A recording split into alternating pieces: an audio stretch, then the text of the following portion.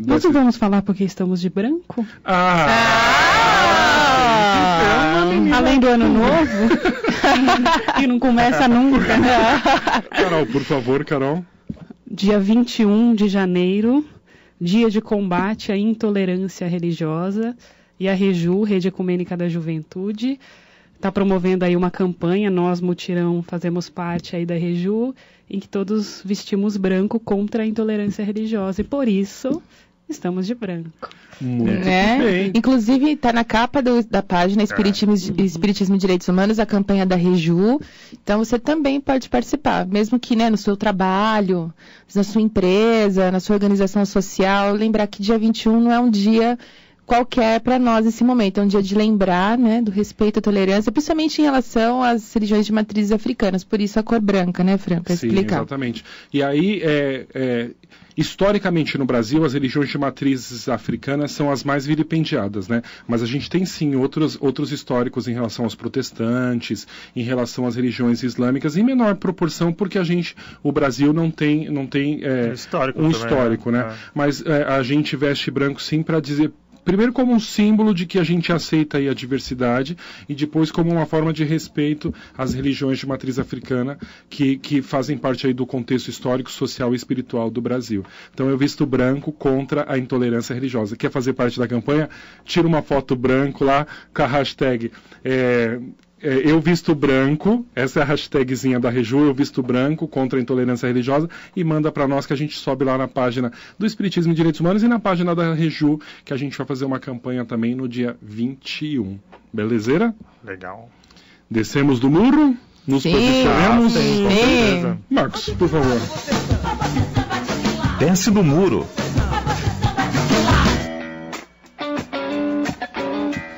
Segundo a OMS, já vão direto à fonte, né, principal. Segundo a OMS, 15% seria o número ideal de mulheres que deveriam fazer cesariana em cada país, ou seja, no mundo todo. No Brasil, esse número chega a ser 57%. E também, com esse dado, a gente chega no Brasil também a ter uma diferença social. Nos hospitais privados, 82% das mulheres elas têm parte cesárea, e no público somente 37%. Ou seja, a gente vê aí uma diferença social gritante entre quem faz o tipo de parte cesariana, envolvido com os planos de saúde e tudo mais.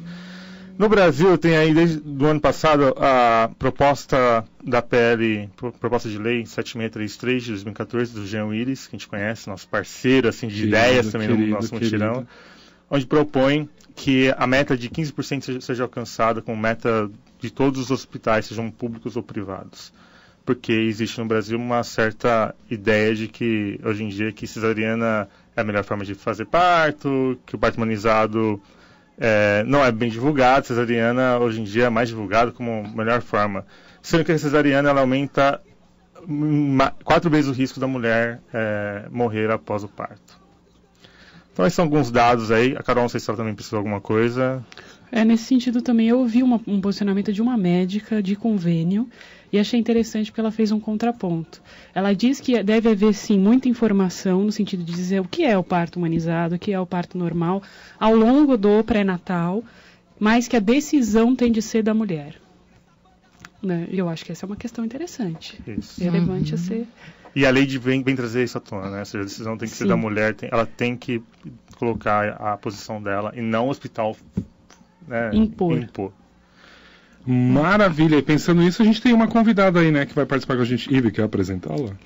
A gente tem uma convidada, então, ela chama Márcia Benalha e ela é doula. Não sei se vocês, né, o público tem costume de pesquisar o termo, é um termo antigo, né, mas doula é a antiga parteira que a gente conhecia, aquela pessoa que ajuda, né, a mulher, que acompanha a mulher, né, no processo todo do nascimento da criança.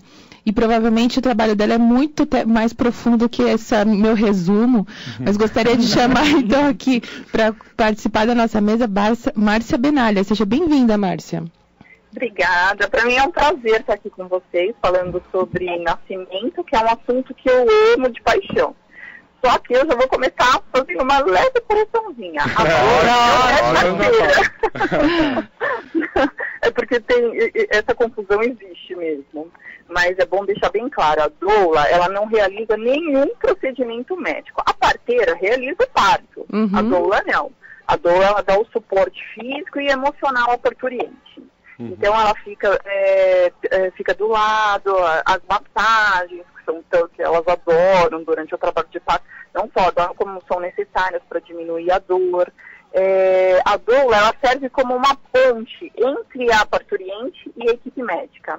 Porque às vezes a gestante está lá naquele ambiente hospitalar frio, os médicos falando, ela não entende nada que está acontecendo. A doula, ela acaba traduzindo o que está acontecendo.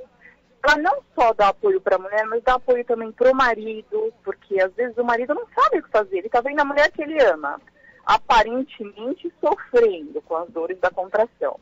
Então ele entra em desespero. Aí a doula aparece também para tranquilizá-lo, para ensinar como tranquilizar a esposa dele, como se posicionar, como dar suporte físico mesmo, ficar atrás da parturiente, do apoio para ela, ou abraçá-la, dançando para ir reduzindo dor da contração, entre outras coisas.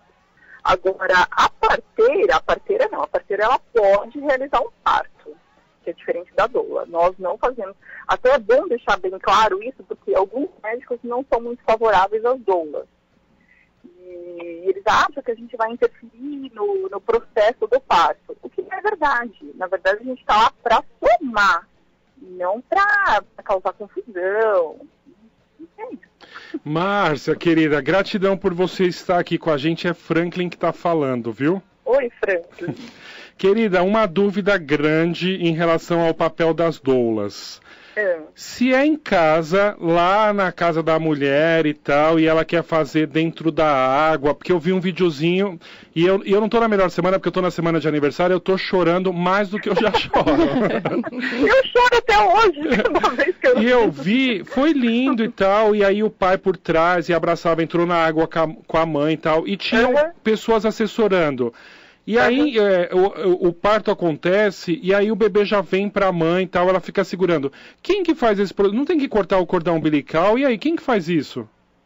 Então, na verdade, o cordão umbilical ele deve ser cortado só depois que ele para de pulsar. E isso não acontece nas maternidades. O neném nasce e já corta. E o cordão umbilical, você tem que esperar ele parar de pulsar, porque ele está transmitindo sangue ainda para o bebê. E deixando mais tempo ele pulsando, reduz até o risco de uma anemia no futuro.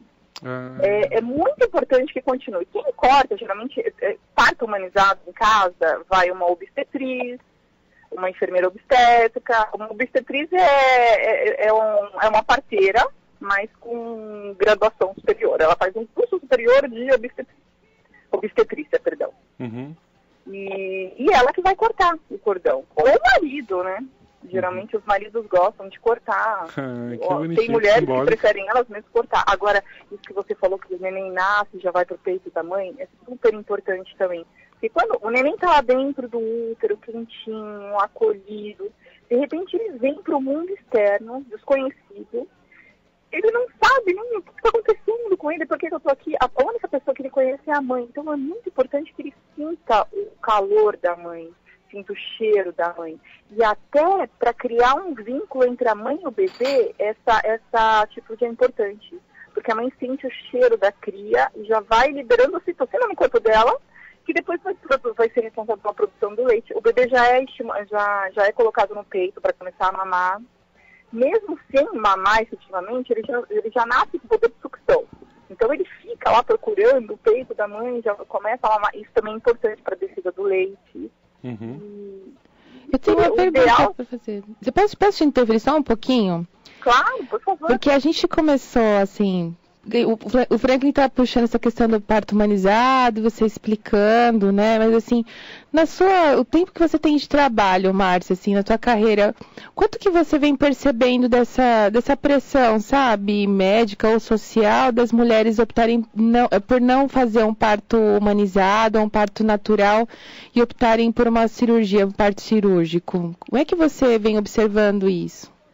Na verdade, o que eu percebo é o seguinte, o que eu percebo e vendo em pesquisas também, né? Tem pesquisas que falam que no início do pré-natal, 70% em média queria fazer acho que não chega a 70, um pouco menos, queria fazer parto normal. Não chega nem a ser humanizado, porque tem diferença entre parto normal e humanizado. Aham. Elas chegam com essa ideia, mas durante a gestação, 90% acaba tendo filho por cesárea. Por quê? Porque elas são induzidas pelos médicos. Os médicos, atualmente, eles recebem praticamente, de convênio, recebem praticamente a mesma coisa para um parto normal e para uma cesárea. Então não é vantajoso para um médico ficar num parto normal mais de 12 horas. Geralmente, quando é o primeiro filho, a mulher fica mais de 12 horas no trabalho de parto, sendo que ele consegue realizar o nascimento dessa criança em 2, 3 horas através de uma cesárea. E aí acaba não comprometendo o dia dele no consultório, ele não precisa desmarcar consultas, se ele tem viagem, ele programa a cesárea. Existe até um número alto de cesáreas marcadas nas maternidades particulares em dias que antecedem feriados, Natal, Ano Novo, Carnaval. E junto com isso, aumenta o número de bebês nas UTIs, porque os bebês acabam nascendo prematuros. As cesáreas são marcadas por volta da 38ª semana. Só que, quando você faz uma ultrassonografia, ela pode errar para mais ou para menos. O neném, na verdade, pode estar com 37 semanas, ele é prematuro. E aí ele nasce com dificuldade em respiração e tem que obrigatoriamente acabar ficando internado. E isso não é muito falado. Os médicos não comentam isso com as mães. As mães acabam optando por cesariana porque o médico fala, é mais prático, você vai ficar sentindo dor lá pra quê? Só que, na verdade, a dor faz parte do processo. E a dor de um parto normal não é insuportável. Existem formas de minimizar essa dor. Justamente a doula ajuda nesse ponto. Então tem a bola de pilates, que elas ficam dançando na bola para minimizar. Além das massagens, banho, água quente. Muitos bebês nascem na água também, porque a água provoca um relaxamento. Então dá uma diminuição na dor. E quando a mulher está preparada para um parto normal, humanizado, ela está consciente da dor e ela consegue controlar melhor essa dor. Porque ela sabe que faz parte. Então não dá para fugir. Então é uma pena que muitos médicos acabem induzindo as gestantes a ir para uma cesárea. Porque, como você disse logo no início, você não, né? Não me lembro se foi o Franklin. Acho que foi o Tiago que falou. Tiago. Numa cesárea existe 4 vezes mais risco de complicações do que no parto normal. Então não tem sentido. Parto normal é que é normal. Cesárea não. A cesárea, ela é salvadora, ela é ótima para casos que realmente justifiquem a necessidade dela. Fora, agendar a cesárea é uma crueldade. O bebê não está pronto para nascer. Quando está na hora dele nascer, ele vai recebendo sinais, que são as contrações.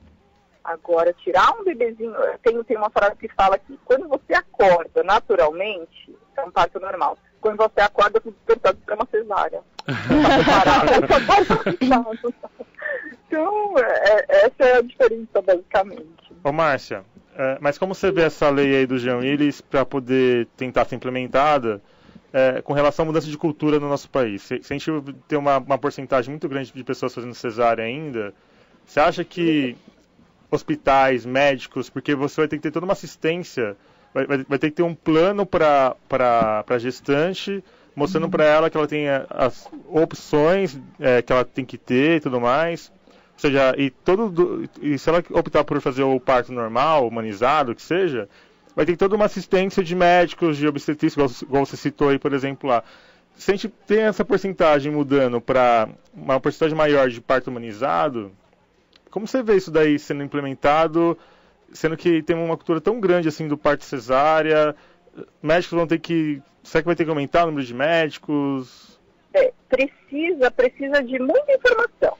Eu acho que tinha que ter campanhas do governo incentivando as mulheres a ter parto normal. Tirar alguns mitos também, que é da parte sexual. Muitas mulheres optam por cesárea para não danificar a vagina, porque depois ela não vai ter uma vida sexual satisfatória. Isso é mito também.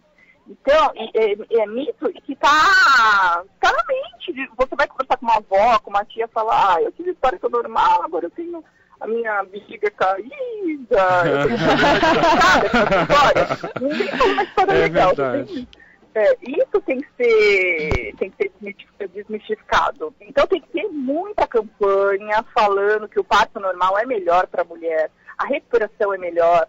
Eu sou, além de ser doula na Maternity Coach, que é a empresa que eu presto consultoria, tudo, eu sou doula voluntária no amparo maternal. E aí, depois dos partos, eu passo nos quartos, eu vou vendo algumas gestantes que tiveram bebês. As que tiveram parto normal já estão em pé, cuidando do bebê. O vínculo com o bebê é maior porque a recuperação é mais rápida. As que tiveram cesáreas mal olham para os bebês. Estão sofrendo de dor. Então, eu acho muito interessante essa lei, só que eu acho que ainda tem muito a ser percorrido. Porque, imagina para os hospitais. Para o hospital é conveniente que tenha cesárea, porque ele consegue controlar o número de leitos, o horário que esse leito vai estar ocupado. Com parto normal não dá para planejar, ele vai ter que ser obrigado a deixar alguns quartos vagos para parto normal. Porque ele não sabe que hora que vai chegar. Então, para o hospital vai ser prejuízo. Então, tem que ser trabalhado isso também, de uma forma que o hospital não tenha prejuízo, senão ele vai se opor. Por exemplo, agora com partograma, os médicos vão ser obrigados a preencher todas as informações e relatar por que um parto virou uma cesárea. Alguns médicos vão fazer isso, alguns médicos vão continuar fazendo cesárea, e se eles forem descredenciados do plano de saúde, ele vai tratar só de forma particular. Então, eu acho que toda medida é válida, mas eu não consigo enxergar um sucesso imediato. Eu acho que ainda é um caminho muito grande a ser percorrido. E um processo educativo grande que deve ser feito em relação a tudo isso, né? Mudanças de cultura e de concepções. Deve-se haver um processo educativo grande, tanto em relação ao profissional da área, como em relação à própria população, né, Márcia? Isso, tem que ser. Então, as pessoas que eu conheço, estão à minha volta, quando eu começo a falar de parto normal, eu não vou ter parto normal. Não, ficar lá horas sofrendo. Não, cesárea é tão rápida. Gente, cesárea é uma cirurgia. São camadas e camadas de pele cortadas, tem uma recuperação. Não é tão fácil assim. Um parto normal, sim, faz parte da natureza. A mulher está preparada para um parto normal. Salvo algumas raras exceções que possam haver complicações. Mas aí sim a cesárea é justificada. Então, o que justifica, Márcia, por exemplo, para as pessoas entenderem, assim, se a mulher está grávida, ela está pensando em ter um filho, o que justificaria, por exemplo, um parto cesariana? Até para a pessoa se preparar e ter alguns argumentos com o próprio médico, né? Porque, em geral, as mulheres elas procuram pouca informação em relação a isso, né? E acabam se rendendo ao médico, que é o médico que está orientando, tem exames, né? Mas tem relatos de amigas que às vezes até tiveram exames meio que falsificados, foram convencidas de maneira equivocada pelos médicos para poder realizar o parto cesárea. O que justificaria, então, para o médico dizer, olha, você não tem condições de um parto normal e precisaria ser um parto cirúrgico? Ô, Márcia. Oi. Querida, antes de você responder, a gente já está aí com 2 minutinhos para finalizar o programa. É muito rápido, né? Nossa, foi rápido. Ô, meu amor, e aí você vai prometer pra gente que você vem aqui, a gente pode pensar uma roda de conversa, enfim, faz essas considerações já sabendo que são considerações finais, pode ser? Pode, claro, pode sim. Então, tem alguns casos, por exemplo, o quadril da mulher é muito estreito, a bacia, o bebê não passa, mas isso não é detectado antes, só é detectado na hora do parto.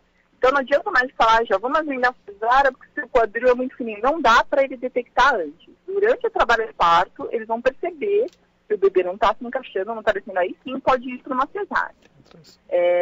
Agora, o maior mito que os médicos levam as gestantes para cesárea é o cordão enrolado no pescoço. Vários bebês nascem de parto normal com cordão enrolado no pescoço. Isso circular de cordão. Na verdade, não é necessidade para cesárea. Pressão alta também não é necessidade. Pressão baixa também não. Bebê que não encaixa antes do trabalho de parto também não é necessário. O bebê vai encaixar na hora. Então, é muito raro um motivo que leve para cesárea, a não ser que durante o trabalho de parto o bebê está lá encaixadinho e não nasce, começa a entrar em sofrimento fetal, porque eles vão medindo os batimentos cardíacos. Aí sim vai para uma cesárea. Mas antes da mulher entrar em trabalho de parto, é muito difícil dizer, você vai ter cesárea. A não ser que ele seja, né, tem uma bola de cristal, né? Consiga imaginar. Fora isso, não. Maravilha.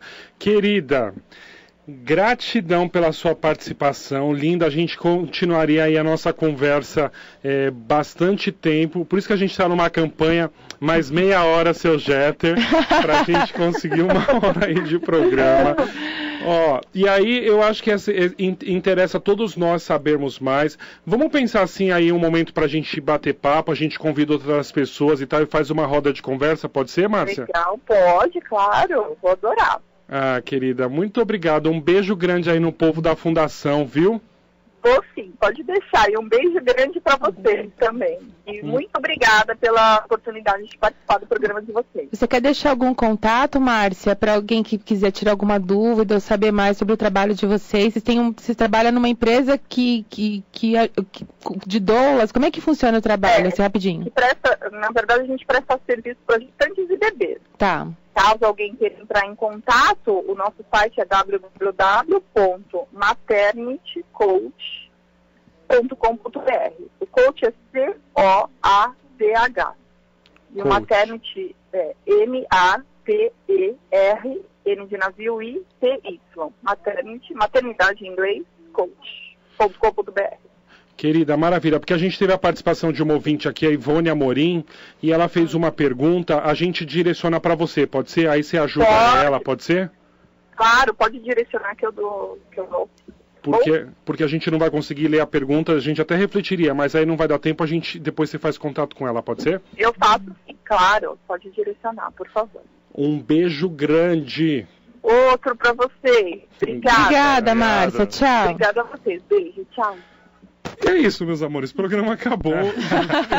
Ultrapassamos ali, estamos quase entrando no horário do mutirão, mas foi um programa lindo, né? Falar de parto é sempre importante, a gente pode voltar depois e falar sobre isso, né? Com certeza. E Fran, vamos só lembrar, antes de encerrar, hoje tem um brasileiro que pode ser executado lá na Indonésia, toda a nossa solidariedade, nosso amor para ele, porque acho que é o que a gente pode fazer daqui do nosso país. E o Itamaraty falou que só um milagre salvaria o brasileiro de ser executado com pena de morte, né? Então, que a gente mande as melhores vibrações. Dá uma impotência pra gente, né? Mas ele e a família. Exatamente.